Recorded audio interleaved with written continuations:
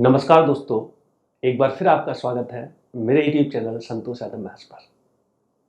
और आज आपके सामने मैं एक बहुत ही प्यारा, बहुत ही इम्पॉर्टेंट एग्ज़ाम के पॉइंट ऑफ व्यू से चैप्टर स्टार्ट करने वाला हूँ, जिसका नाम है एवरेज, जिसको हिंदी में बोलते हैं औसत। ठीक है, इसको कई बार अर्थमेटिक मीन भी बोलते हैं, तो कई बार सिर्फ मीन भी बोलते हैं। ये एक ऐसा चैप्टर है, अर्थमेटिक में बहुत सारे इंपॉर्टेंट चैप्टर्स होते हैं, जैसे प्रॉफिट एंड लॉस है, जैसे टाइम स्पीड एंड डिस्टेंस है, जैसे टाइम एंड वर्क है, जैसे रेशियो है। वैसे ही एवरेज एक बहुत ही लॉजिकल, बहुत ही प्यारा, बहुत ही विचारणीय चैप्टर है। और ये एक ऐसा चैप्टर है जिससे आपके जितने भी सरकारी नौकरी के एग्ज़ाम होते हैं, जितने भी सरकारी नौकरी के एग्ज़ाम होते हैं, कोई भी पेपर ऐसा नहीं है, कोई भी एग्ज़ाम ऐसा नहीं है कि इससे सवाल ना आता हो। ऐसा कोई भी एग्ज़ाम नहीं है। आपके एसएससी सीजीएल की अगर मैं बात करता हूं, तो प्री में जैसे कि सिर्फ 25 ही क्वेश्चन आते हैं, उस वजह से इससे कम एक क्वेश्चन तो पक्का रहता है, उससे ज़्यादा भी हो सकता है। ठीक है, क्योंकि एग्जाम में नंबर ऑफ क्वेश्चन प्री में बहुत कम रहते हैं। लेकिन अगर हम मेंस की तरफ जाते हैं, तो इससे 4 क्वेश्चंस तक आने की संभावना बनी रहती है।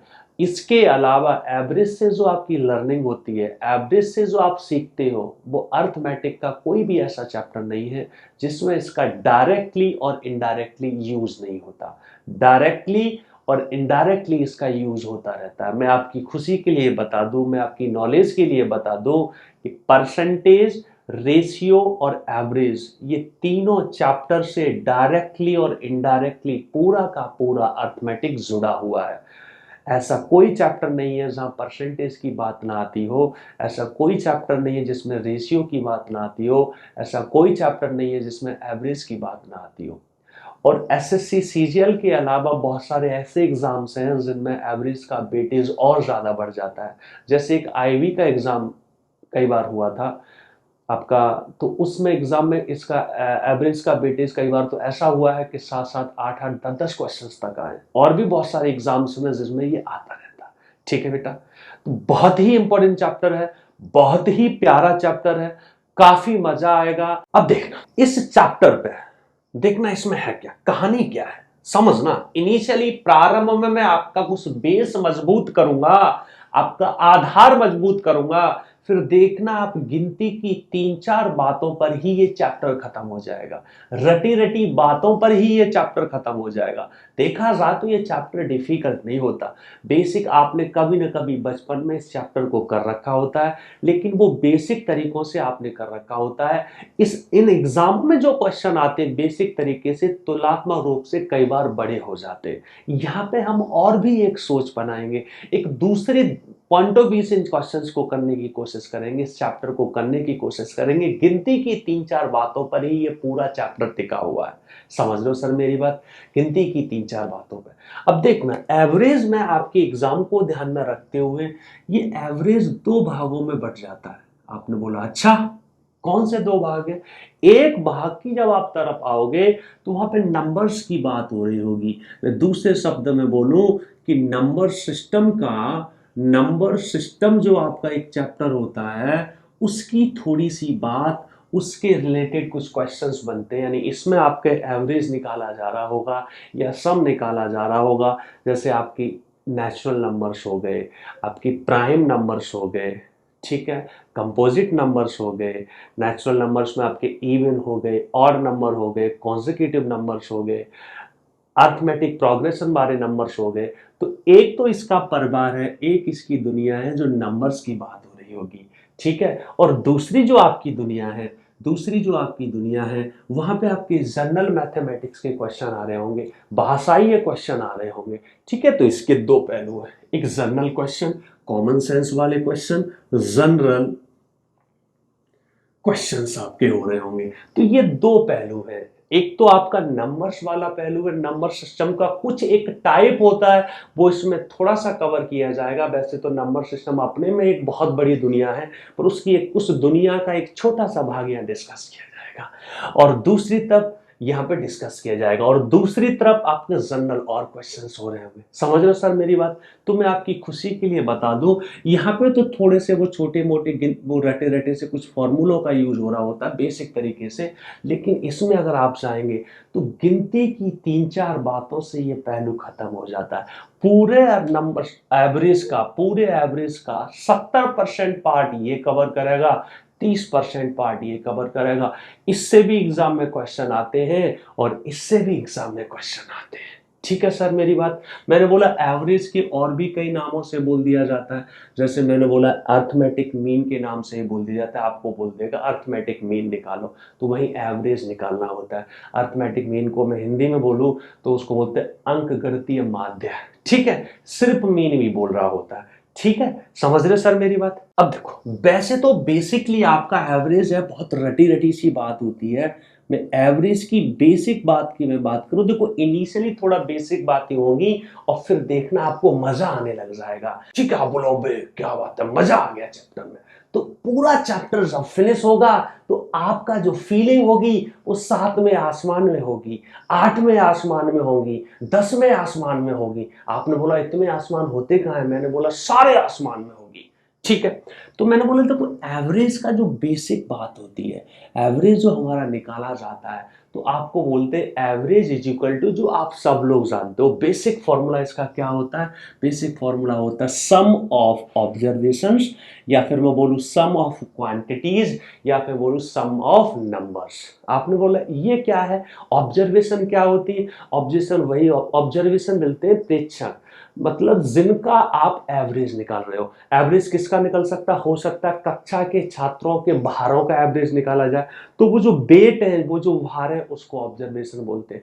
ठीक है, हो सकता है उनकी एज का, आयु का निकाला जा रहा हो कि कक्षा में कुछ विद्यार्थी उनकी अलग अलग एज का औसत निकालना जा रहा है, तो जो एज है वही आपकी क्या है? ऑब्जर्वेशन है। ठीक है, हो सकता है एक कंपनी में कुछ एम्प्लॉय है, उनकी सैलरी का एवरेज निकाला जा रहा हो, तो जो सैलरी है वो क्या है सर? ऑब्जर्वेशन है। ठीक है, तो हम बोलते हैं सम ऑफ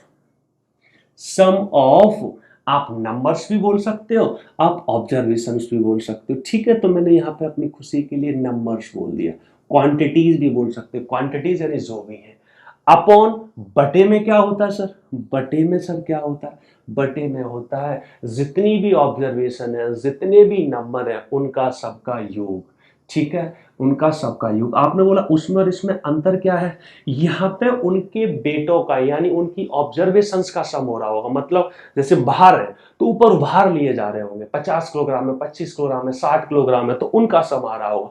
नीचे किसका? नंबर्स का, टर्म्स का, यानी नंबर ऑफ टर्म्स भी मैं दूसरे टर्म में बोल सकता हूँ। क्या बोल सकता हूँ? नंबर ऑफ टर्म्स, यानी कितने लोग हैं। 30 लोगों का निकाला जा रहा है तो नीचे 30 लोग आएंगे, 40 लोगों का निकाला जा रहा है तो नीचे 40 लोग आएंगे। तो इसलिए बोल देते हैं सम ऑफ नंबर्स या फिर sum of observation upon total numbers, upon total observation.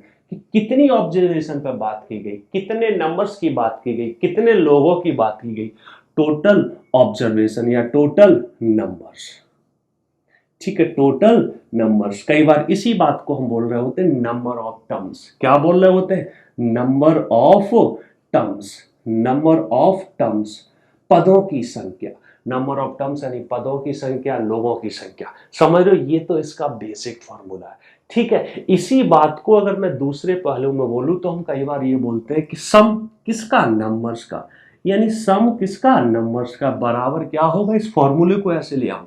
आपने बोला यहाँ पे क्या आ जाएगा सर? एवरेज और into number of terms, number of terms. आपने बोला ये क्या बात बनी?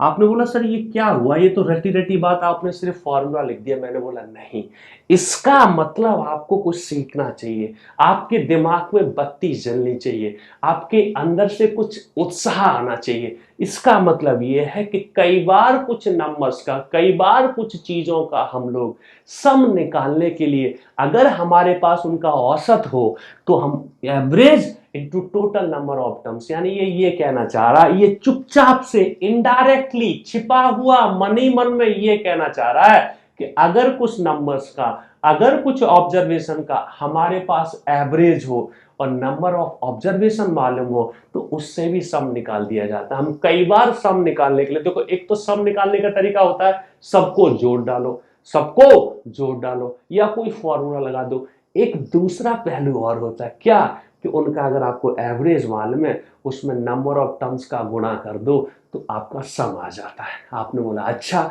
मैंने बोला यही जो बात है आगे चल के बड़ा यूज होती है, ये आपके नंबर सिस्टम में भी यूज होती है, हम एवरेज में भी इसको यूज कर रहे होंगे। ठीक है, तो ये एक छोटी सी बात निकली।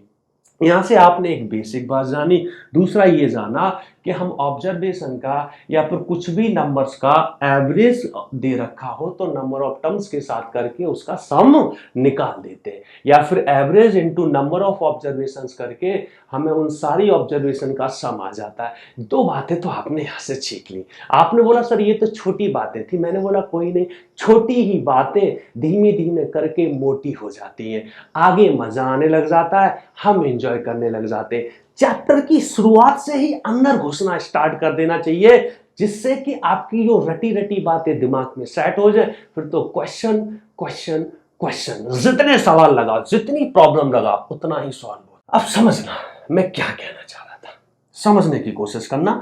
इनिशियली प्रारंभ में कुछ बेसिक बातें होंगी, पर वही बेसिक बातें देखना पूरे चैप्टर को खत्म कर देंगी। अभी मैं किसकी बात कर रहा हूं, 70% पहलू की बात करता हूं। कौन सा, जो मैंने बोला जनरल क्वेश्चंस बनते हैं, ठीक है, उसकी मैं बात कर रहा हूं। देखना गिनती की 3-4 बातों पे कैसे ये 70 से 80% चैप्टर खत्म हो जाएगा। कोई फॉर्मूले की फीलिंग नहीं आएगी, सिर्फ सोच बनाएंगे, सिर्फ विचार बनाएंगे, सिर्फ फीलिंग डेवलप करेंगे और ये चैप्टर खत्म हो जाएगा ऐसे हूं, ऐसे ही हवा में। ठीक है, गारंटी देता हूं, चैलेंज है ये बात का कि भाई आपने कितना भी कहीं भी पढ़ रखा हो, मैं ये नहीं कह रहा, सब बहुत बेस्ट पढ़ाते हैं, सारे अच्छे टीचर, अच्छा मतलब अच्छा होता है, ठीक है, बहुत सारे मार्केट में अच्छे टीचर हैं, बहुत अच्छा पढ़ाते हैं, लेकिन फिर भी मैं कह रहा हूं मैं जो पढ़ाने जाऊंगा, आप पूरा चैप्टर जब फिनिश होगा, गारंटी कह सकता हूं आप खुद कमेंट में बोलेंगे सर मजा आ गया, कुछ अच्छा सीखा, कुछ नया सीखा, समझने का नजरिया ही बदल गया, करने का नजरिया ही बदल गया। आपने बोला इसका मतलब टोटली डिफरेंट बताओगे, मैंने बोला नहीं। देखो कुछ एक कहावत कही गई है कि जो सक्सेसफुल लोग होते हैं वो कुछ नया नहीं करते हैं, चीजों को, उन्हीं चीजों को नए ढंग से करेंगे, वही रिश्ते वही होंगे, सोच नहीं होगी, विचार नए होंगे, रिश्ते वही होंगे। ठीक है, चले आगे बढ़े। ठीक है, अब मैं क्या कहना चाह रहा हूं, कुछ बातें पुरानी जो आप कुछ लोग जानते भी होंगे। मैंने बोला जैसे एवरेज की आपको बात की गई, तो जैसे मैंने एक सिंपल सी बात उठाई, समझना, जैसे मैंने बहुत सिंपल से नंबर लिए, बहुत प्यारे से, मैंने बोला मान लो ये 10 नंबर है, आपने बोला क्या है, कुछ भी पकड़ लो। मैं ये बोलता हूं कि एक कक्षा है, उसमें कुछ विद्यार्थी हैं, उसमें एक विद्यार्थी का जो वेट है मान लो वो 10 किलोग्राम है। ठीक, हम एज की भी बात कर सकते थे। आपने बोला 10 किलोग्राम का विद्यार्थी तो बहुत छोटा हो जाएगा, तो मैंने बोला चलो कोई नहीं, मैं आपका 30 किलोग्राम कर लेता हूं। आपने बोला चलो ठीक है सर, 30 किलोग्राम का एक विद्यार्थी है, समझने की कोशिश करना सर, समझने की कोशिश करना। एक मान लो मैंने बोला 35 किलोग्राम का विद्यार्थी है, 35 किलोग्राम, समझना मैं क्या कहना चाह रहा हूं। फिर मैंने बोला एक मान लो 40 किलोग्राम का विद्यार्थी, बहुत सिंपल से कैलकुलेशन के साथ स्टार्ट कर रहा हूं, फिर धीमे धीमे हर वैरायटी में घुसेंगे। ठीक है, फिर मैंने एक और उठाया, मैंने बोला सर ये 45 किलोग्राम का विद्यार्थी है, समझने की कोशिश करना, 45 किलोग्राम का विद्यार्थी है। मैंने बोला अगर मैं इनका बाहर में इनका औसत पूछूं, मैं ये बोलूं, ये बताओ कि सारे विद्यार्थियों का औसत भार कितना है, यानी ये 4 जो विद्यार्थी हैं, चारों का औसत भार कितना होगा। आपने बोला ये औसत होता क्या है, अभी हम बताते क्या है। ठीक है, ये औसत बीमारी क्या है, इस औसत को लिया क्यों जाता है, समझना। मैंने बोला देखो एक्चुअल में औसत का उद्देश्य क्या होता है कि जब हमारे कुछ लोग दे रखे हो, कुछ जितने भी लोग दे रखे हो, औसत भार ये रिप्रेजेंट कर रहा है कि ये सारे लोग मिलके, जैसे मान लो औसत आपका x आया, इसका मतलब ये कि सारे लोग मिलके इनने x भार बनाया, मतलब ने ऑन एवरेज x भार बनाया। आपने बोला मतलब, इसका मतलब ये है कि जब वो ग्रुप में, तो हर बंदा एटलीस्ट x लिए बैठा है। इसका उद्देश्य क्या होता है, एक ग्रुप में 500 लोग हैं, तो हम ये नहीं जानना चाहते कि इंडिविजुअल बंदा कितना है, हम ये जानना चाहते हैं कि भैया ऑन एन एवरेज हर बंदा कितना। एग्जाम्पल के लिए जैसे मैंने बोला, आप बाहर पढ़ाई करते हो, घर से बाहर रहते हो, ठीक है, तो घर वाले कभी आपको ये नहीं बोलते कि ऐसा करो डेली के डेली पैसे लेते रहना, ऐसा थोड़ी बोलते। आपने बोला आज कितना खर्च हुआ, आज 35 रुपए खर्च हुए, तो घर वालों ने बोला कि ठीक है आज 35 रुपए आ जाएंगे।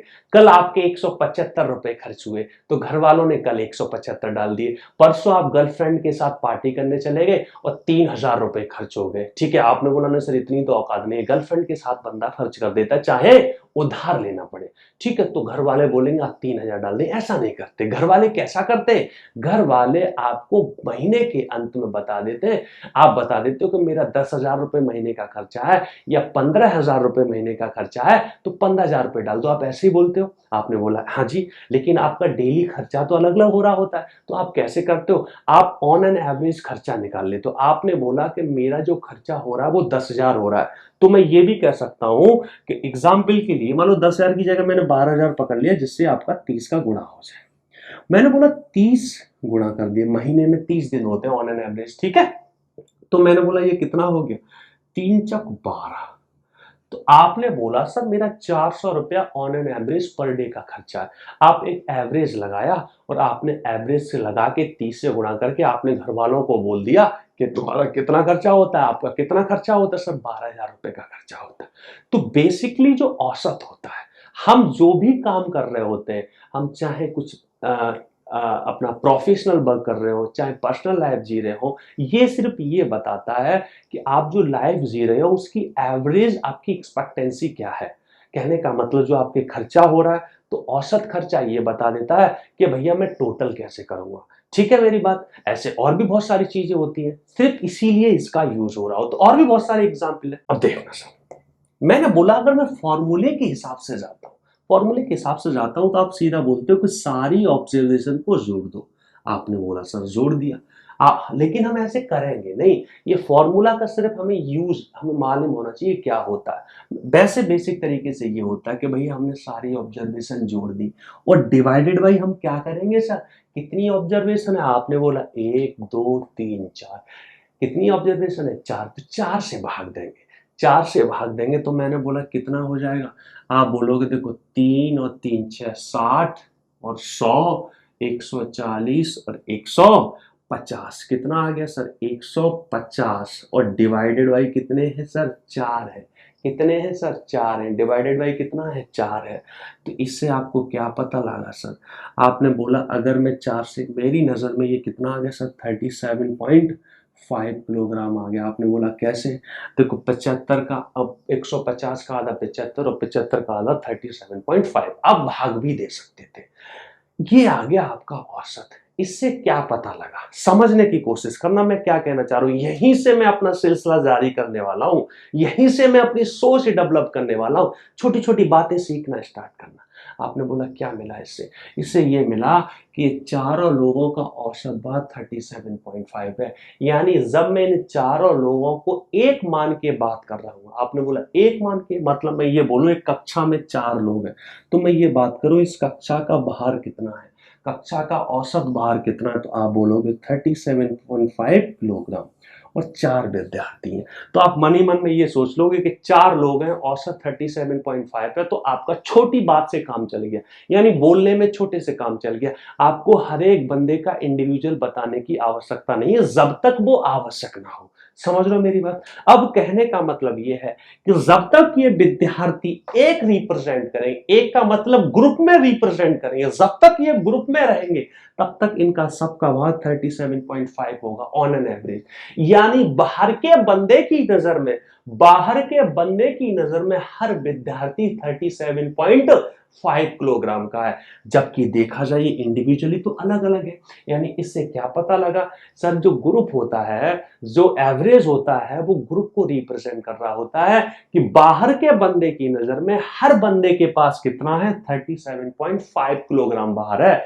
इंटरनली उन पे अलग अलग है, लेकिन जब तक ये ग्रुप में रहेंगे तब तक ये क्या रिप्रेजेंट करेंगे कि हर बंदा 37.5 किलोग्राम को रिप्रेजेंट करता है। यानी ग्रुप का जो भार होता है वो औसत भार ये रिप्रेजेंट करता है कि जब तक बंदा ग्रुप में तब तक उसके पास इतना है। जैसे ही ग्रुप से बाहर जाएगा, जैसे ही ग्रुप से बाहर जाएगा तो उसका जितना है, उसका जितना भार है उतना लेके जाएगा। आपने बोला इन बातों का मतलब क्या है? मैंने बोला मतलब है आज मैं जो बात बोलूंगा, बेसिक सिखाने में जो मैं बकवास करूंगा, वो हर बकवास बार बार सामने आएगी, हर वो बकवास मैं आपको याद दिलाऊंगा। समझे सर मेरी बात? तो आपने क्या सीखा?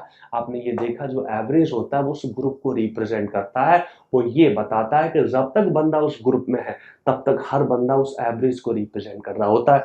यानी ये बंदा भी बाहर के लोगों के लिए 37.5 है, ये भी 37.5 है, ये भी 37.5 है और ये भी 37.5 है। समझे मेरी बात? समझे सर मेरी बात? ठीक है, अब इसमें मैं कुछ बात और करने जा रहा हूं। कुछ बात क्या करने जा रहा हूं? मैं आपको कुछ नोट बात करूंगा, समझना सर, क्योंकि भाई मैं कर रहा हूं ना कुछ तो डिफरेंट होएगा, कुछ ना कुछ अलग सोच बनेगी। नोट नंबर 1, चुपचाप से शर्माओ और आराम से कॉपी में लिख लो, क्योंकि यही जो नोट है ना पूरे एवरेज को खत्म करने वाले हैं, पूरे एवरेज को खत्म करने वाले। नोट नंबर 1, आपने बोला क्या कहने वाले हो? मैंने बोला बात नंबर 1 सुन लेना सर। बात नंबर 1 ये है कि ग्रुप में जितने भी लोग हैं, ग्रुप में जितने भी लोग हैं, उन एवरेज जो हमारा होता है वो हमेशा ग्रुप में जो सबसे छोटा बंदा उससे हमेशा बड़ा होगा, और ग्रुप में जो सबसे बड़ा बंदा है उससे हमेशा एवरेज छोटा होगा। आपने बोला ये तो बहुत रटी रटी बात है। मैंने बोला याद रख लेना, ये आगे काम आने वाली है। अंग्रेजी में मैं बोलूं तो मैं ये कहूंगा कि average of A group is always greater than the smallest number and smaller than the largest number।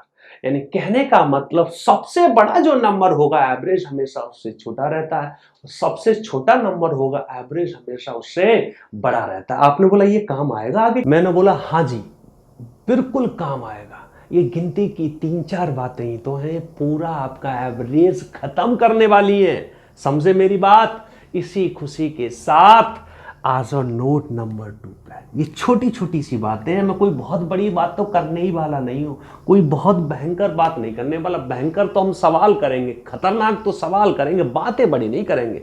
मैंने बोला नोट नंबर 2 सुन लेना, ये छोटे छोटे से बात हैं, लेकिन यही छोटी बातें आगे चल के बड़ी मोटी होके लगने वाली हैं। मैंने बोला सुनना सर मेरी बात, समझना मेरी बात, मैं क्या कहना चाह रहा हूँ, समझना सर क्या कहना चाह रहा हूँ। Contribution of the group is always zero to attain a certain average। आपने बोला क्या घंटा हिला दिया? मैंने बोला सुनो, और ग्रुप के औसत तक पहुंचने के लिए सारे के सारे ग्रुप का कंट्रीब्यूशन मतलब लेन देन, कंट्रीब्यूशन का मतलब लेन देन जीरो होता है। मतलब क्या हुआ सर? मैंने बोला गुरुजी सुनना, जैसे इसका एवरेज कितना था सर? 37.5 था। कितना था सर? 37.5 था। कितना था? 37.5 किलोग्राम था। तो मैंने बोला ये 37.5 किलोग्राम है, तो इससे ग्रुप में कुछ लोग छोटे हैं सर? आपने बोला हाँ जी। मैंने बोला कुछ लोग बड़े हैं? आपने बोला हाँ जी। तो मैंने बोला यहाँ तक पहुँचने के लिए क्या किया गया होगा?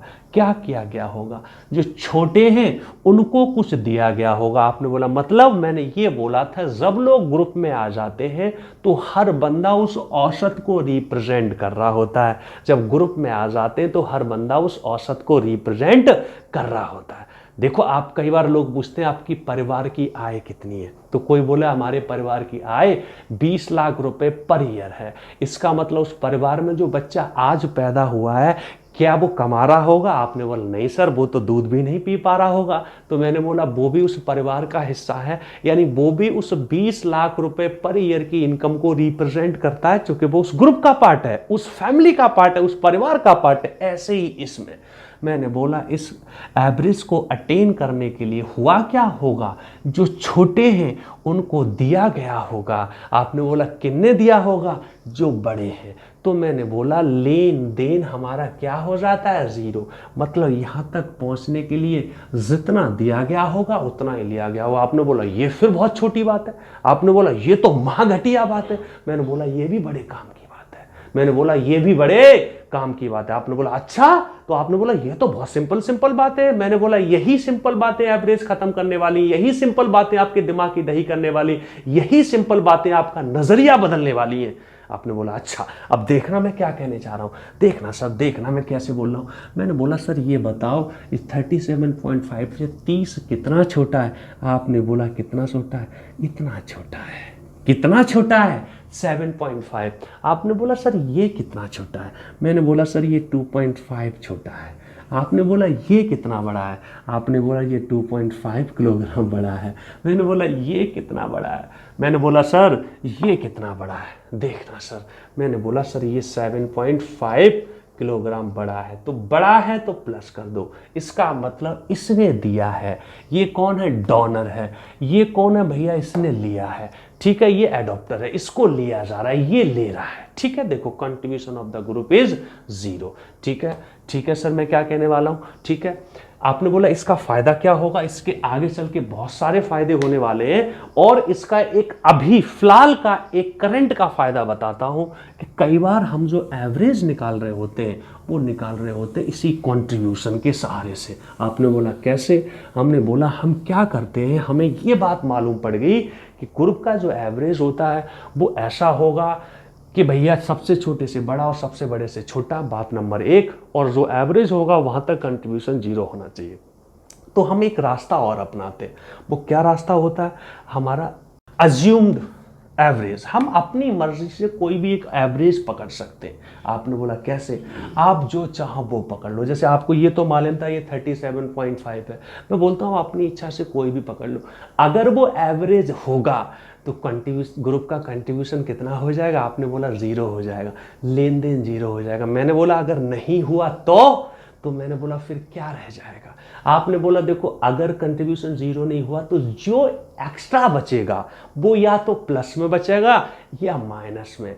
तो मैंने बोला वो एक्स्ट्रा जो बचा है अगर प्लस में है तो उसी को जोड़ देना और माइनस में उसी को घटा देना। लेकिन क्योंकि वो ग्रुप में आ रहा है तो किस पे बटेगा सर, ग्रुप में है तो सब में बटता है।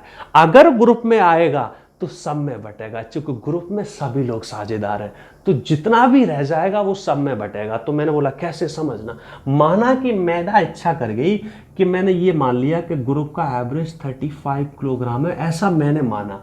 ठीक है, क्या ये सही है, सही नहीं है तो क्या सही है, तो हम कैसे सोचते हैं। मैंने बोला ये बताओ 35 से ये कितना छोटा है। आपने बोला -5 किलोग्राम। आपने बोला -5 किलोग्राम। सर ये बताओ कितना, ये तो 0 है। ये कितना ज़्यादा है, ये प्लस का 5 किलोग्राम ज़्यादा है। सर ये कितना ज़्यादा है, प्लस का 10 किलोग्राम ज़्यादा है। तो मैंने बोला ये ग्रुप का पूरा कंट्रीब्यूशन 0 हुआ नहीं। तो हमने बोला क्या बचा, जो बचता है उसको मैं बोलता हूँ इफेक्ट।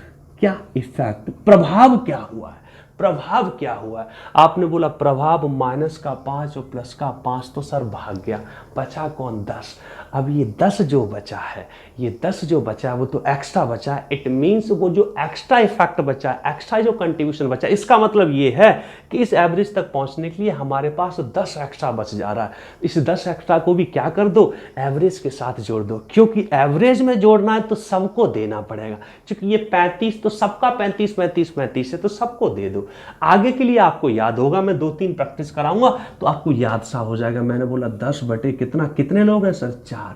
तो 10/4 5/2 यानी 2.5। तो 2.5 जोड़ूंगा तो 37.5 किलोग्राम, 37.5 किलोग्राम। ठीक है, समझ पा रहे हो? मैं कुछ एग्जाम्पल और रखूं। सबसे पहली आपकी जो लर्निंग है, जो एग्जाम में क्वेश्चन टकरा भी जाते हैं, आगे चल के ये काम भी होने वाले हैं, कि इस तरीके से अज्यूम्ड मेथड से, अपनी तरफ से एवरेज अज्यूम करने से हम कैसे एवरेज निकालें, उसकी थोड़ी प्रैक्टिस कराऊंगा। इनमें किन किन बातों का ध्यान रखा जाए वो मैं बात बताऊंगा। ऐसे ही हमारा सिलसिला चलता रहेगा। कोई फॉर्मूला नहीं लगने वाला सर, मैं फिर रिपीट कर रहा हूं, कोई भी फॉर्मूला नहीं लगने वाला। फॉर्मूला फ्री मैथ होगी, ठीक है मेरी बात, लेकिन हमारी जो सोचें बनेंगी वो सोचें आपको याद रखनी पड़ेंगी। समझ पा रहे हो? तो मैंने कुछ एग्जाम्पल और रखे, अब धीमे धीमे समझना। मैं पहली दूसरी वीडियो थोड़ी स्लो चलाता हूँ। मेरी आदत है कि बच्चों को जो मुझे थियोरटिकल बातें सिखानी होती हैं उनमें मैं हल्का सा बकवास करते हुए स्लो चलता हूँ। फिर तो आपने मेरी स्पीड देख रखी है, इतने चैप्टर आपने कर लिए, तो वही सिलसिला चलता रहता है। ठीक है, मैंने कुछ और उठाया। मान लो मैंने एक सिंपल सा एग्जाम्पल और उठा लिया। मैंने ये बोला सर, एक परिवार है सर, एक परिवार में मान लिया 10 सदस्य। कितने सदस्य हैं? 10 सदस्य। तो उस परिवार में मैंने बोला 10 सदस्य कैसे हैं सर, समझने की कोशिश करना। अभी थोड़ा सिंपल सा उठाऊंगा। मैंने बोला एक सदस्य है, उसका जो बाहर है, मान लो उसकी मैंने एज बोल दी, कितनी है सर? वो 12 ईयर्स का है। आपने बोला अच्छी बात है, कितने का सर? 12 ईयर्स का। दूसरा सदस्य कितने का, समझना, दूसरा सदस्य कितने का? आपने बोला सर वो है 15 ईयर्स का। कितने का सर? 15 साल का। मैंने बोला तीसरा सदस्य कितने का है? आपने बोला सर वो है 18 साल का। मैंने बोला चौथा सदस्य कितने का है? मैंने बोला चौथा सदस्य कितने का है? आपने बोल दिया सर 20 साल का। ठीक है, पांचवा सदस्य कितने का है? आपने बोल दिया सर कितने का? मान लो मैंने बोल दिया 25 वर्ष का। ठीक है, ठीक है, मैं 10 सदस्य पकड़ना चाह रहा हूँ। ठीक है, 10 सदस्य और पकड़ लो सर, हमारा मन है पकड़ने का। मैंने बोला छठवां किसका है? छठवां कितने का है? आपने बोला सर ये है हमारा फिर से मैंने एक और उठा लिया 14 वर्ष का, 14 ईयर्स का। ठीक है, सातवां कितने का? मैं यहाँ रख लेता हूँ। तो सातवां सदस्य कितने का? मैंने बोल दिया सर 21 वर्ष का। समझ लो। मैंने बोला आठवां कितने का? आप बोलोगे सर 16 वर्ष का। ठीक है, मैंने बोला भैया आठवां। नौवां कितने का? कितने हो गए? 1 2 3 4 5 6 7 8 और नौवां मैंने बोल दिया मान लो है आपका 9 वर्ष का। समझना सर। और 10वां कितने का? आपने बोला 10वां है मेरा 11 वर्ष का। कितना? 11 वर्ष का। तो मैं ये कहना चाह रहा हूँ उस परिवार के सभी सदस्यों का औसत भार क्या है। यानी मैं ये बोलूँ, आपसे ये बोलूँ कि सभी सदस्यों का औसत भार बता दो, या फिर मैं कई बार ऐसे भी बोल सकता हूँ कि परिवार का औसत भार बता दो। परिवार में सारे सदस्य आते हैं। मैं बोलूँ कक्षा के सभी विद्यार्थियों का औसत भार बता दो, या फिर मैं बोलूँ कि कक्षा का औसत भार बता दो। तो आप ये मत बोलो कि कक्षा का कैसे भार हो जाएगा, विद्यार्थी को रिप्रेजेंट कर रही है कक्षा। कक्षा किसको रिप्रेजेंट कर रही है? विद्यार्थी को। यहाँ परिवार किसको रिप्रेजेंट कर रहा है? इन सदस्यों को। इनकी उम्र का, इनकी आयु का औसत भार। तो आप कैसे सोच रहे होते हो? आप ये सोचते हो कि मैं अपनी तरफ से कोई एवरेज पकड़ लेता हूं। समझने की कोशिश करना, एवरेज और कैसे पकड़ता हूं। वैसे तो आप अपनी इच्छा से कुछ भी पकड़ लो, लेकिन एक बात मैं ये जानता हूं कि हमें अगर सोचना हो तो मैं ये जानता हूं कि ग्रुप में सबसे छोटे नंबर से तो एवरेज बड़ा ही होगा, और सबसे बड़े नंबर से तो एवरेज छोटा ही होगा। लेकिन कई बार हमारे अगर पेपर में सवाल आया है तो ऑप्शन से भी हमें आइडिया लग जाता है, ऑप्शन से भी हमें आइडिया लग जाता है। हमेशा ध्यान रखना, एवरेज हमेशा बीच की तरफ भाग रहा होता है, बीच की तरफ, कि छोटे नंबर से थोड़ा इधर चलो, बड़े नंबर से थोड़ा इधर चलो। अगर क्रम में नंबर हो ना तो बीच वाला नंबर ही एवरेज हो जाता है। इसकी भी चर्चा होगी। तो मैंने बोला ये 9 है, ये 11 है, ये 12 है। ठीक है, तो मैं बीच में अगर जाऊं तो मैं 20 की तरफ जाऊंगा। मैं ऐसे सोचता हूं कि 20 से 25 ही बड़ा है। ठीक है, तो मैं 20 भी पकड़ सकता हूं, मैं 15 भी पकड़ सकता हूं। मुझे यही भी 18 भी मुझे बीच में लग रहा है, 14 भी बीच में लग रहा है, पर मैं पकड़ने के लिए ऐसा नंबर पकड़ता हूं जिससे मुझे जोड़ना घटाना आसान लगे। मैं 20 भी पकड़ सकता हूं, और मैं क्या पकड़ सकता हूं सर? 15 भी पकड़ सकता हूं। मैंने बोला 15 से कितने नंबर छोटे? 1 2 3 और एक 4। ठीक है, चलो ठीक है, 4 इधर है तो 5 उधर है। मैंने बोला 20 से कितने नंबर बड़े हैं? 20 से तो एक ही बड़ा, बाकी सब 2 ही बड़े हैं। तो मैंने 20 पकड़ लिया। मेरा मन किया 15 पकड़ने, मैं 18 भी पकड़ सकता था, मैंने 15 पकड़ा। माना कि मैंने अपने मन ही मन में सोच लिया कि अगर ग्रुप का एवरेज 15 होता, 15 हमारी औसत आयु होती। तो मैंने बोला सर ये बताओ, ये इफेक्ट देखते हैं, टोटल प्रभाव देख रहे हैं कि इतना एवरेज मानने पर कुल प्रभाव कितना आया। मैंने बोला सर ये कितना हो गया, समझने की कोशिश करना, ये कितना हो गया सर, ये तो -3 हो गया।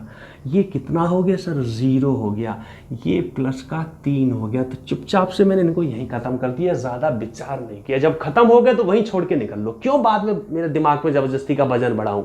ठीक है, अब मैं 20 की तरफ बढ़ा। मैंने बोला ये कितना है सर, +5 है। मैंने बोला ये कितना है सर, +10 है। आपने बोला बहुत खुशी की बात। हमने बोला ये कितना, -1, ठीक है, -1 हो गया। मैंने बोला ये कितना है सर, ये कितना है, ये है सर हमारा +6, ठीक है, +6। ये कितना है, +1, होने दो कोई दिक्कत नहीं, +1। ये कितना है, सर 6, ठीक है सर 6। तो 6 ने 6 को खाया, मैंने छोड़ के निकल लिया, पट किया, कट किया। +1 -1 भी मैं कट करके निकल लिया। मैंने बोला सर ये कितना है माइनस का, आपने बोला -4 है। तो कौन कौन बचा देख लेना, कोई बचा तो नहीं। ये 5, 4, इससे ये बिगाड़ दिया, 10 और 1 11 बचा सर, और तो कुछ नहीं बचा। आपने बोला सर नहीं। तो मैंने बोला मेरा 15 तो ईयर है ही एवरेज, प्लस का 11 बच रहा है। तो एवरेज में प्लस का बच रहा है, इट मींस एक्स्ट्रा बचा है तो जोड़ दो। माइनस का बच रहा होता, इसका मतलब हमने ज्यादा ले लिया एवरेज में, प्लस का मतलब अभी एवरेज और बढ़ेगा। तो 11 सर, और बटे में 10, तो 1.1 हो गया सर। तो एवरेज मेरा कितना आ गया गुरु, एवरेज आ गया 16.1 ईयर। 1.1 का मतलब क्या होगा, 16.1 साल।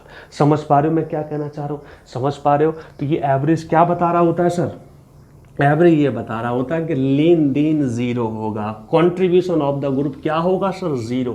जितना लिया जाएगा उतना ही दिया जाएगा।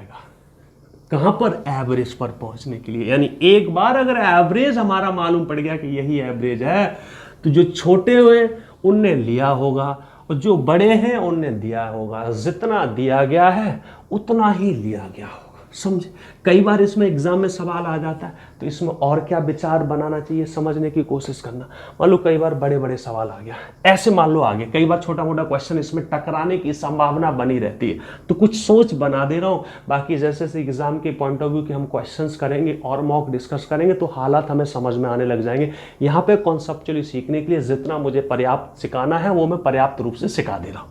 मान लो मैं ऐसे पकड़ लेता, मैं बोलता भाई ये कितना है, मैंने बोला कि सर औसत बता दो। मान लो पेपर में आपके जैसे डीआई में, जैसे आपके कई बार हमें ऐसे एवरेज के क्वेश्चन करने पड़ रहे होते हैं। आजकल डीआई से भी 5 से 7 सवाल आने लग गए, तो मैं आपको डेटा इंटरप्रिटेशन भी पढ़ा दूंगा। आपकी खुशी के लिए बता दूं, अगर बात आई गई है कि देखो, मैं तो आपको बैकग्राउंड, जिन बच्चों को मालूम है अच्छी बात है, नहीं मालूम है तो बता दूं, चूंकि मैं तो कैट में पढ़ाया हुआ हूँ। ठीक है, अराउंड मैंने खुद ही कैट का एग्जाम कई बार निकाला है, दो बार तो मैंने आईएम कॉल भी थी मेरी, और ये अभी नहीं निकाला। कई बार लोग सोचते हैं कि अब तो न्यू आईएम में तो आसानी से कॉल आ जाती है। ठीक है, तो पहले तो बच्चे इतना आसान नहीं है। ठीक है, पहले हम लोग, मैंने जो कैट दिया था वो आपकी बात है 2009 और 10 की, उस समय पे न्यू आईएम तो थे ही नहीं इतने, तो वहाँ पे हमारा 99+ से जनरल कैटेगरी में आपकी 99+, 99.7, 99.8 जब तक नहीं है तब तक आपका आईएम कॉल नहीं आ पाती।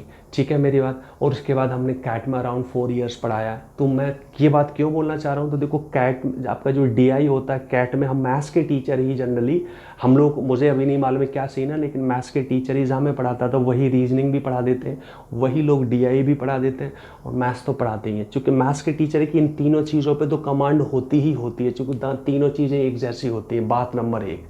बात नंबर 2 ये है कि मैं डीआई भी आपको एसबीआई पीओ के लेवल तक की पढ़ाने की दम रखता हूँ। चूँकि कैट में इतनी सारी पढ़ाई है तो एसबीआई पीओ के लेवल की। तो ये बात मैं क्यों कहना चाह रहा हूँ कि आपके एसएससी सीजीएल में जो डीआई आती है उस पर भी हमारी गहन चर्चा होगी, बढ़िया लेवल की चर्चा होगी और वो प्रैक्टिस कर लेंगे। तो डीआई में ऐसा काम हमारा हो रहा होता है। ठीक है, मैं थोड़ा सा स्लो चल रहा हूँ तो घबराना मत। तो मैंने बोला इस तरह के सवाल में घबराने की आवश्यकता नहीं है। आप क्या करो, सबसे पहले तो ये जो है ना पॉइंट वाली चीज़ें, इनको मान लो भूल जाओ। आप मान लो कि ये है ही नहीं। आपने बोला क्यों भूल जाए, मैंने बोला देखो ऐसा है, इनको हम पहले भूल जाते, क्योंकि हमारे पेपर में तो ऑप्शन भी साथ में दे रखे होते।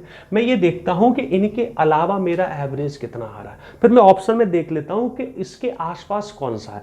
पता लगा देखो जो मैं भूला हूं तो भूल गया हूं, मैंने लेना चाहिए था नहीं लिया, भूल गया मतलब जो लेना चाहिए था वो नहीं लिया, तो उससे थोड़ा बहुत एवरेज भागेगा। मुझे पता लगा जो मैंने निकाला है उसके आसपास एक ही आंसर है तो मार के निकल जाता हूं। मुझे लगा नहीं आसपास और भी है तो जो एक्स्ट्रा है उसको बाद में सॉल्व कर लेता हूं। आपने बोला नहीं कुछ पल्ले पड़ा, दिमाग की दही हो गई, तो मैंने बोला सुनो, मैंने बोला सुनो, आपने बोला सुनाओ, हमने बोला देखो थोड़ी देर के लिए पॉइंट वाली संख्या उनको भूल जाओ, मान लो कि ये है ही नहीं, ठीक है मान लो कि ये है ही नहीं।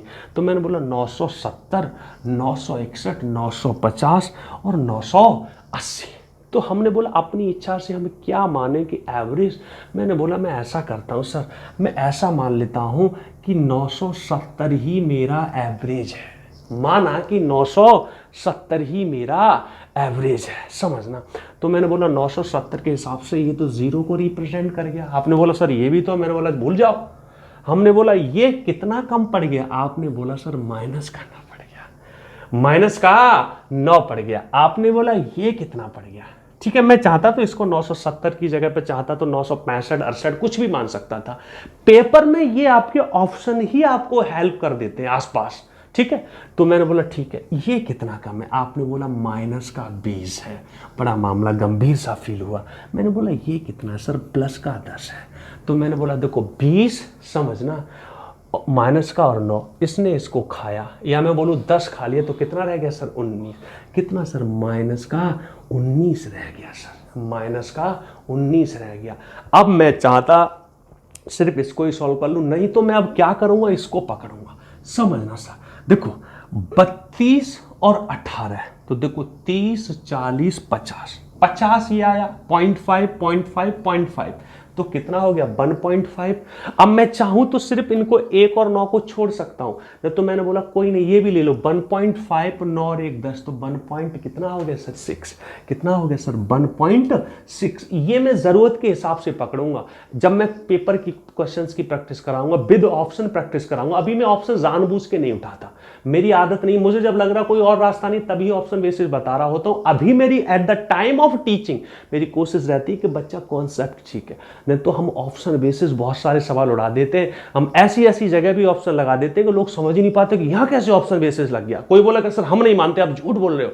तो मैंने बोला मेरे 2017 के आप जो बहुत डिफिकल्ट पेपर आया था, लोगों ने बोला था उसके सॉल्यूशंस पड़े हुए हैं, खासकर एडवांस के, उसमें देखो हमने कैसी कैसी जुगाड़बाजियां की हैं। अगर आपके दिमाग की दही ना हो जाए, अगर आपके तोते ना उड़ जाए तब मुझे बोलना। लेकिन वो चीज़ें कब समझ में अच्छी आती है, जब पहले आपकी अंडरस्टैंडिंग तो अच्छी करो। तो मैंने बोला सर 1.6 कम कर दो, तो मैंने 2 कम किया तो 17, तो कितना हो गया 17 पॉइंट कितना आ गया सर 4।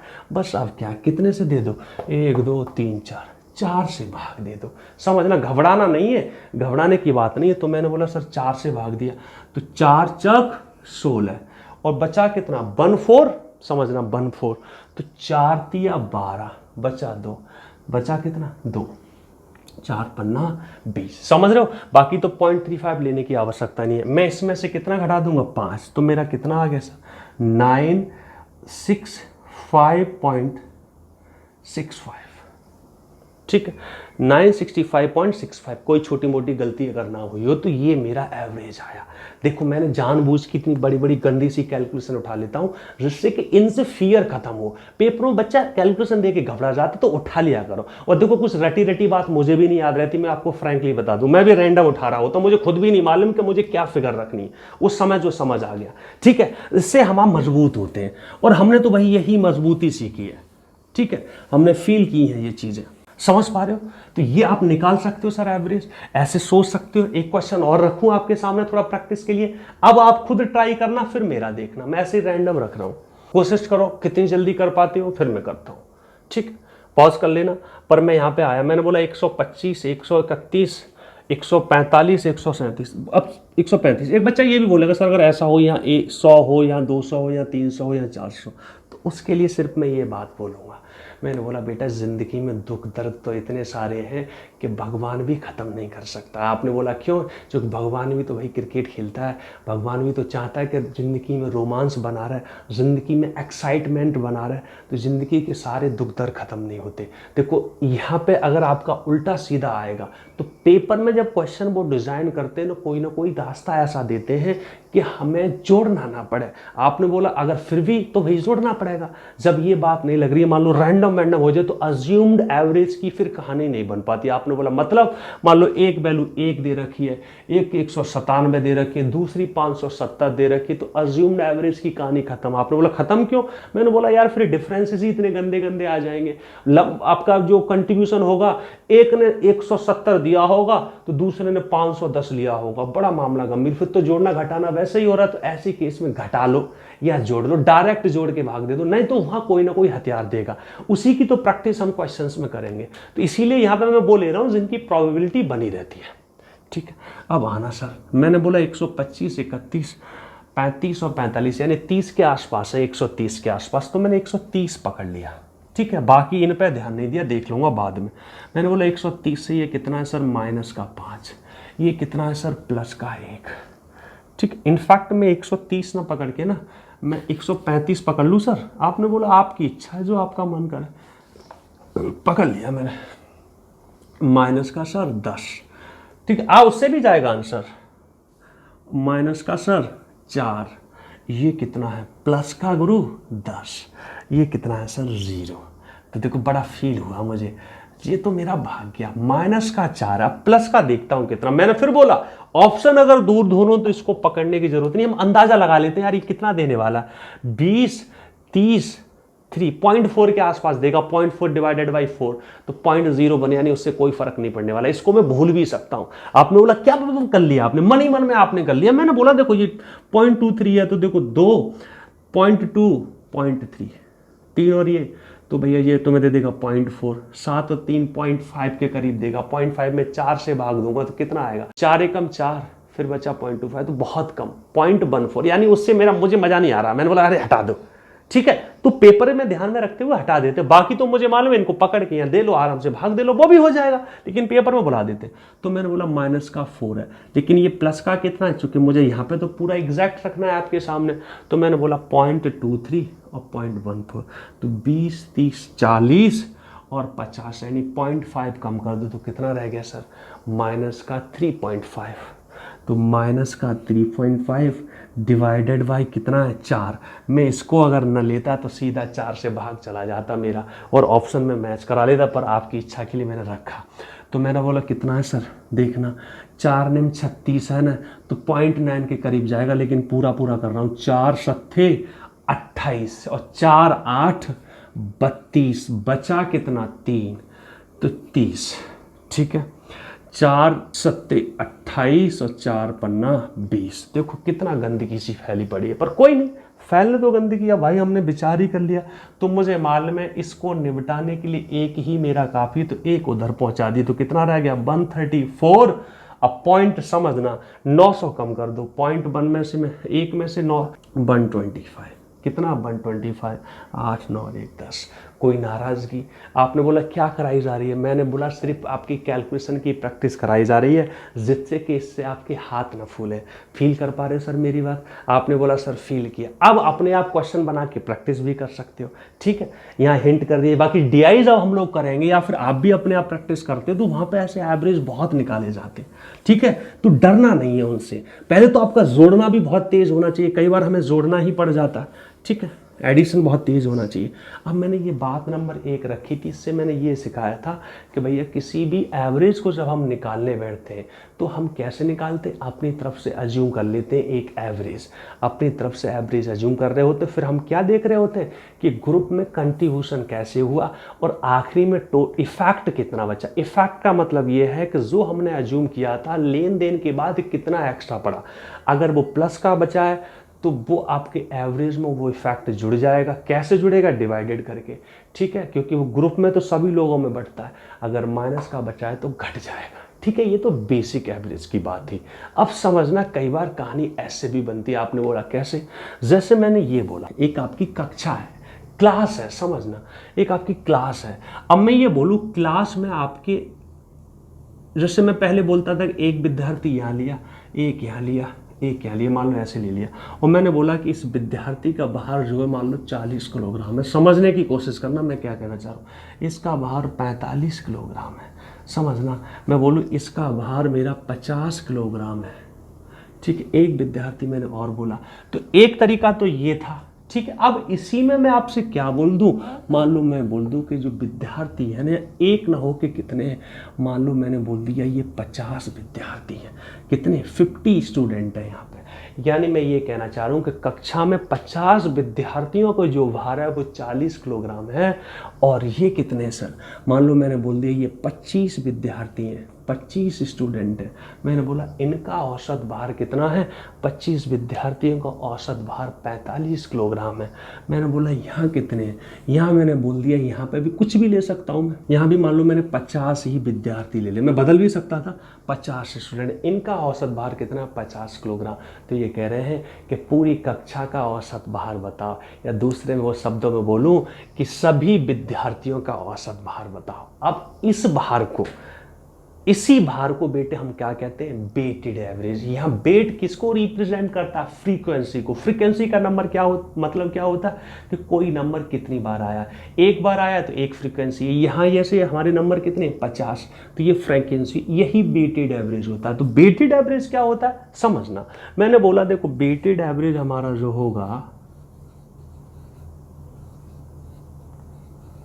वेटेड एवरेज में जब फ्रीक्वेंसी आने लग जाती, वहां पे क्या होता था, एक एक विद्यार्थी का अलग अलग भार था, लेकिन यहाँ पे एक का नहीं, दो दो का, तीन तीन का, चार चार का है।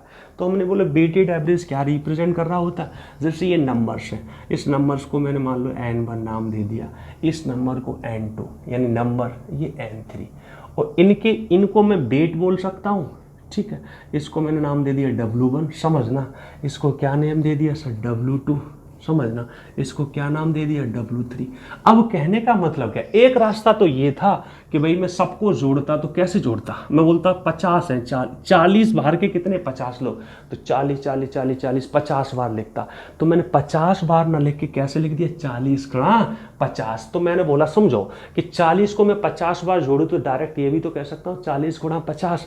तो ऐसे ही मैं बोलूँ कि W1 को मैं N1 बार जोड़ूँ तो W1 + W2, तो डायरेक्ट मैं क्या बोल दूँ, N1 और W1। क्या बोल दूँ सर, N1 W1। तो इसमें फायदा हो जाएगा। ऐसे ही मैं 45 बार वाले लोगों को 25 बार न जोड़ के कैसा कर दूँ, 25 × 45, या फिर मैं क्या बोल दूँ, N2 × W2। समझने की कोशिश करना, प्लस समझने की कोशिश करना, प्लस मैंने बोला 50 बाहर के 50 लोग हैं, तो अलग अलग में जोड़ के मैं क्या बोल दूँ, N3 W3 dot dot dot जितने भी हो। डिवाइडेड बाई क्या होगा, डिवाइडेड बाई में चाहिए तो मुझे सारे के सारे विद्यार्थी, तो हैं कितने 50 25 और 50। तो मैं सीधा क्या बोल देता हूँ सर, N1 + N2 + N3 जितने भी हो डॉट डॉट डॉट। अब समझना इसमें मैं क्या कहना चाह रहा हूँ, अब समझना, खुद सोचो, खुद सोचने की कोशिश करो। बेटा N1 की जगह देखो, फॉर्मूला तो मेरा बन गया, मैं बोलूँ N1 की जगह अगर मेरा 50 है, कितना है सर 50 है। N2 की जगह अगर मेरा 25 है, कितना है सर 25। N3 की जगह फिर से मेरा 50 है। मैंने बोला नीचे क्या है सर, समझना, शर्माना मत, 50, फिर कितना है सर 25, फिर कितना है सर 50। अब जानने की कोशिश करना। मैंने बोला इसको अगर मैं सॉल्व करने जाऊं तो मुझे मालूम उनका गुणा करके जोड़ूंगा, पर मैंने ये बोला मुझे एक बात बताओ, ये जो ऊपर वैल्यू इनमें कुछ कॉमन है। आपने बोला हाँ जी कॉमन है। क्या कॉमन है, आपने बोला सर 25 कॉमन है। कितना कॉमन है गुरुजी, 25 कॉमन है। मैंने बोला हाँ। मैंने बोला नीचे क्या कॉमन है, आपने बोला यहाँ भी 25 कॉमन है। ये किस में कॉमन है सर, एनो में। तो आपने बोला क्या है, ये कॉमन होके कट जाएगा, हाँ जी कट जाएगा, तो एवरेज हमारा आ जाएगा। आपने बोला सर फिर भी आ जाएगा। तो मैंने बोला इससे क्या निकल के आया, मैंने बोला वेटेड एवरेज में अगर हम एवरेज निकालने जा रहे हैं तो ये जो नंबर्स होते हैं औसत निकालने के लिए इनका क्या काफ़ी है, रेशियो काफ़ी है सर। क्या काफ़ी है, रेशियो, अनुपात ही मोर देन सफिशिएंट होता है। चाहे पूरे पूरे नंबर लेके सॉल्व करूँ, चाहे मैं भैया अनुपात से सॉल्व कर दूं, सेम आंसर आएगा। आपने बोला नहीं सर हम नहीं मानते, तो देखो प्रूफ कर देता हूं, देखना कैसे। मैंने बोला देखो इसमें कॉमन आ गया तो इनको भी रख ही लो। कितना, यहाँ 40 रख लिया, समझना ऐसे करेंगे नहीं, यहाँ 45 रख लिया, यहाँ कितना रख लिया 50। तो मैंने बोला सर जब 25 मेरा बाहर जाएगा तो समझना कितना रह जाएगा, 25 जब कॉमन चला जाएगा तो कितना रह जाएगा, 25 दूनी 50, 25 से कम 25 प्लस 25 दूनी 50, यहाँ पे 25 दूनी 50, 25 से कम 25 और 25 दूनी 50 भाग गया। अब मैंने बोला सर कितना बचा, देखो समझना इसको मैं ऐसे करूँगा नहीं, 4 दूनी 80 ये बचा, तो मैंने बिगाड़ा यहाँ 80 लिख दिया, यहाँ 45 बचा सर, आपने बोला ठीक है, यहाँ 50 दूनी कितना बचा सर 100 बचा। मैंने बोला ऊपर नीचे कितना बचा, 2 2 4 और 1 5, कितना बचा सर 5। मैंने बोला 100 180 8 और 4 12, ठीक है, तो कितना हो गया 220 और 225 225। कोई नाराज़गी सर, 8 और 4 12, 125 और 10 225 डिवाइडेड बाई 5। तो देखना ये तो आपको साफ दिख रहा है कितना हो जाएगा, 5 और 20 55 25, तो कितना आ गया मेरा एवरेज 45 किलोग्राम आ गया। कितना आ गया मेरा एवरेज 45 किलोग्राम एवरेज आ गया। इसी चीज़ को मैं डायरेक्ट ऐसे भी कर सकता था, कैसे समझना सर मैं क्या कहना चाह रहा हूँ। मैं सीधा ये बोलूँगा सर मुझे तो अज्यूम्ड एवरेज से करना है, पर यहाँ पे मुझे सारे भार लेने की आवश्यकता ही नहीं। मैं सीधा बोल दूँगा 50 का 2 रखूँगा, 25 का 1 रखूँगा, 50 का 2 रखूँगा। आपने बोला ठीक है, मुझे अगर एवरेज ही निकालना है, मैंने बोला अपनी मर्जी से एवरेज मान लो, ये 40 है, ये 45, ये 50 है, तो मैंने 45 ही मान लिया। ये तो सर 0 हो गया। कितना हो गया 0। मुझे बताओ ये कितना आया, कितना आया माइनस का 5, लेकिन माइनस का 5 2 लोगों पे आया है तो सर 2 से गुणा कर लो। आपने बोला ठीक है सर कर लिया। मैंने बोला यहाँ कितना आया, यहाँ आया प्लस का 5, कितने पे आया 2 से, तो यहाँ भी ऊपर वाले की दया से ये खत्म हो गए। इसका मतलब कॉन्ट्रीब्यूशन ऑफ द ग्रुप कितना हो गया 0, कुल इफेक्ट कितना हो गया 0। इसका मतलब यही मेरा अज्यूम्ड एवरेज ही एक्चुअल एवरेज है। अगर कुछ कम ज़्यादा हुआ होता तो उसको कर लेता। इस वक्त कुछ सवाल हमारे बन भी जाते। मैं कुछ सवाल प्रस्तुत कर रहा हूँ, एग्ज़ाम में हमारे आ रखे हैं, ठीक है सर। एक आपका 2018 टीयर 1 में आपका शायद इससे क्वेश्चन आया है, मैं आपके सामने प्रस्तुत करता हूँ। 1-2 क्वेश्चंस की और प्रैक्टिस कराता हूँ।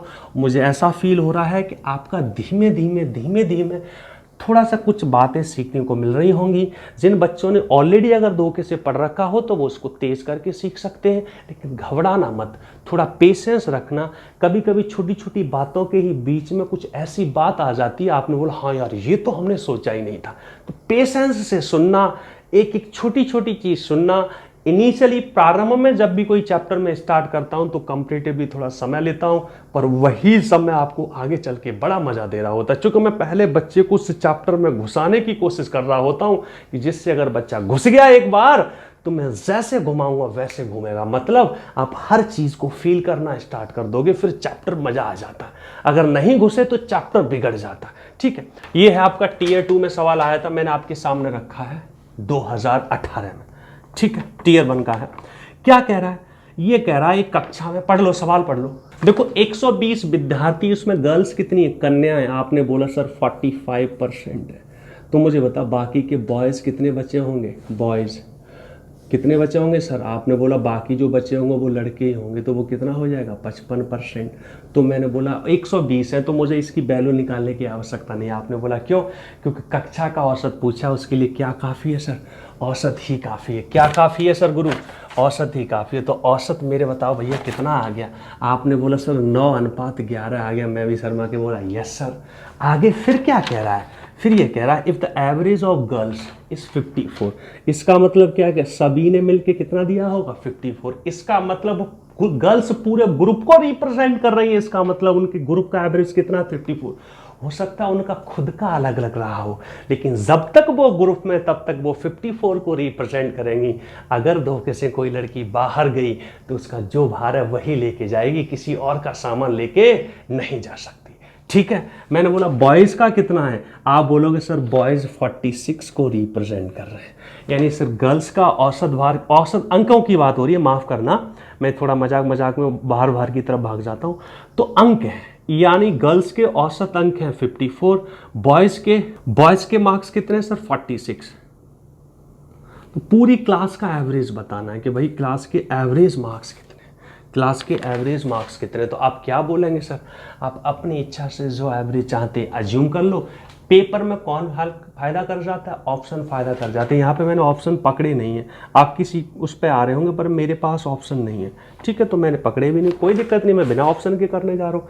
तो देखो कैसे, मैंने बोला 54 है 46 है, तो इसके बीच में ये 9 है ये 11 है, मैंने चुपचाप से 50 पकड़ लिया। आपने बोला ठीक है सर पकड़ लो, कोई दिक्कत वाली बात नहीं है। मैंने बोला सर 50 से ये कितना ज़्यादा है, आपने बोला 4, लेकिन कितने लोगों पे, 9 लोगों पे। हमने बोला ये कितना है सर, ये कितना कम है, आपने बोला ये 4 कम है, लेकिन कितने लोगों पे, 11 लोगों पे। हमने बोला बहुत बढ़िया बात है। अब देखना, ये 4 गुणा 9, ये 4 गुणा 11, अगर मैं 4 कॉमन ले लूँगा तो 11 में से 9 जाएगा तो 2 बच जाएगा। आपने बोला माइनस का कितना, 4 गुणा 2, यानी 4 दूनी 8, लेकिन ये टोटल लोग कितने, 9 और 11 20, कितने सर, 9 और 11 20। तो मैं इसको काट भी सकता था, कैसे, 4 दूनी 8, 4 पन्ना 20। मुझे मालूम है 2/5 सीधा किसको रिप्रेजेंट करता है सर, बताना एक बार। आप बोलोगे सर 0.4 को रिप्रेजेंट करता है, 40% यानी 0.4। क्या हटा सकते हो, हाँ बोला कितना, 49.6 क्या है सर, मार्क्स है। तो एवरेज मार्क्स कितने आए, 49.6 मार्क्स आए। काफ़ी गंदी परफॉर्मेंस है सर, ठीक है, समझ पा रहे हो। तो मैंने इससे क्या सीखा कि बेटेड एवरेज में, बेटेड का मतलब जब एक ही भार, एक ही आपका बेट, ठीक, कई लोगों पे दे रखा हो, यानी फ्रीक्वेंसी हो रही हो, आपकी फ्रीक्वेंसी रिपीट हो रही हो, यानी कई लोगों पे एक ही भार दिया गया हो, एक ही नंबर्स दिए गए हो, उसमें वेटेड होता है। और ऐसे में हमारे लिए एग्जैक्ट वैल्यू की आवश्यकता नहीं है, रेशियो ही पर्याप्त रहता है औसत निकालने के लिए। कैसा फील कर रहे हो, आपने बोला सर बहुत बढ़िया फील कर रहे हैं। तो इसी खुशी के साथ क्या आपके सामने मैं कुछ सवाल और रखूं, आपने बोला सर आप आ गए हो तो रख ही दो। तो मैंने बोला रखो, कुछ बेसिक सवाल और रख रहा हूँ, शर्माने की बात नहीं है, फील करते जाओ, मज़ा आता जाएगा। तो एक सवाल मैंने आपके सामने और रखा, ठीक है, ये सवाल मैंने आपकी सुविधा के लिए लिख दिया है।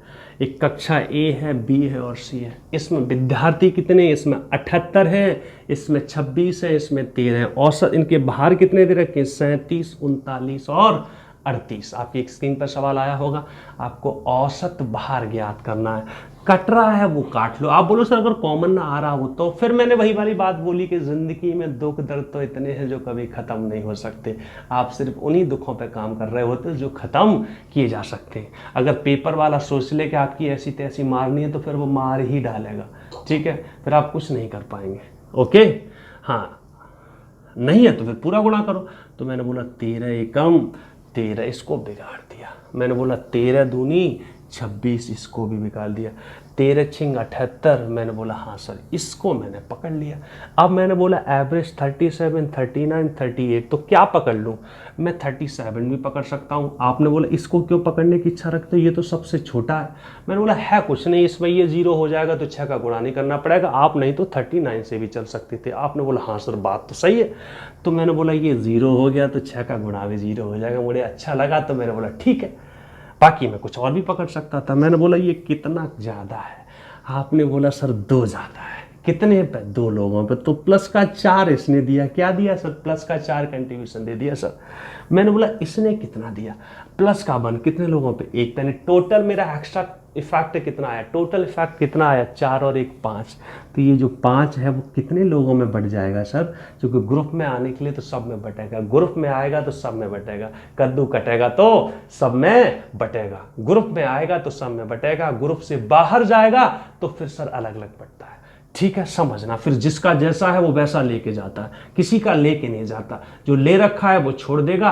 आपने बोला ये बकवास क्यों की जा रही है, मैंने बोला आगे चल के ये सारी बातें लगने वाली, इन्हीं सोचों के साथ पूरा तुम्हारा एवरेज खत्म होगा। इसलिए यहीं से मैं अपनी शायरियों के सहारे से इन बातों को याद दिलाने की कोशिश कर रहा हूँ।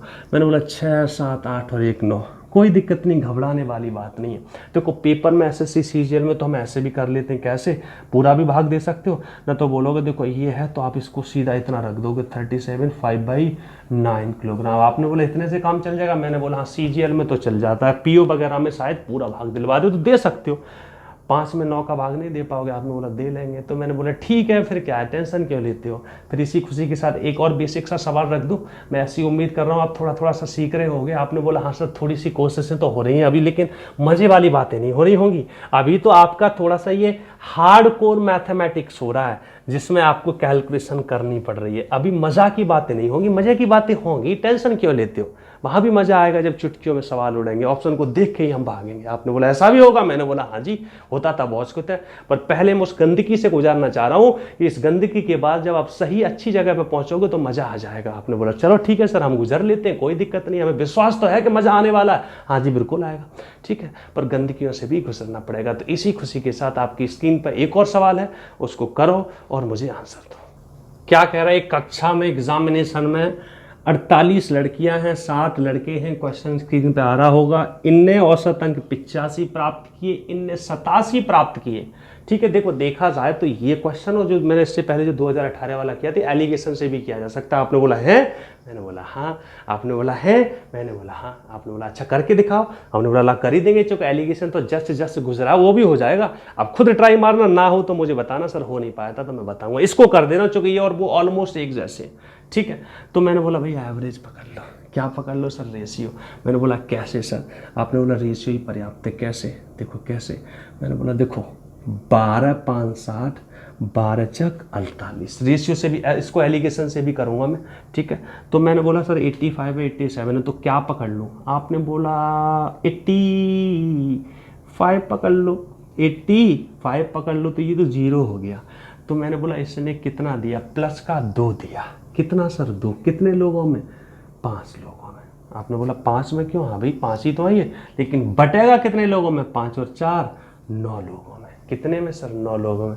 तो 5 दूनी 10, तो 10 बटे में 9, चूंकि मैं देख लूँ 12 5 60 और 12 चक 48, बिल्कुल सही है 9। तो 5 दूनी 10, तो एक सही 1 बटे 9 आ जाएगा।